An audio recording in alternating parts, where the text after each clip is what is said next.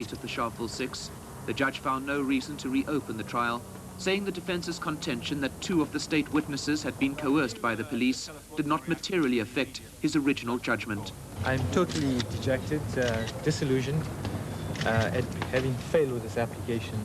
But Regina Safatsa's husband, Reginald, is now again facing the prospect of imminent execution. I'm feeling very bad. Really. There's nothing I can say. Yesterday in Sharpville Township, a service for the 6 on death row. Accompanying Regina Safatsa, her 2-year-old daughter, who has never seen her jailed father.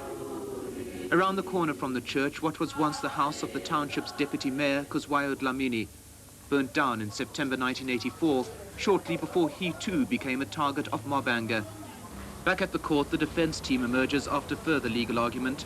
The news now that the judge has granted a stay of execution until the 19th of next month, allowing lawyers to petition the Chief Justice of the Appeal Court. If that fails, only one person stands between the 6 and execution, President P.W. Botha, who alone has the power to intervene. Mike Hanna, ITN, South Africa. A leading opponent of the South African government has emerged from hiding in London, saying he's a hunted man. Albie Sachs, a member of the African National Congress, came to Britain for treatment after losing his arm in a bomb attack in Mozambique. Today he told ITN that he was on a South African hit list. The embassy here denies this. He'd planned a simple day out at the beach, but as Professor Albie Sachs opened his car door, the bomb went off. His car destroyed, he was taken to hospital, where doctors gave him little chance of survival. One arm couldn't be saved, and brain damage was feared. Today, 2 months after he was secretly flown to London under an assumed identity for treatment, Albie Sachs remains physically weak, remembering little of the events that caused his journey. I remember afterwards tremendous chaos and confusion. I was hurtling through the air. Everything was dark. I was being pulled this way and that. I didn't know what was happening. I thought, in fact, I was being kidnapped. And I knew it was something terrible, something dramatic. It wasn't just an accident.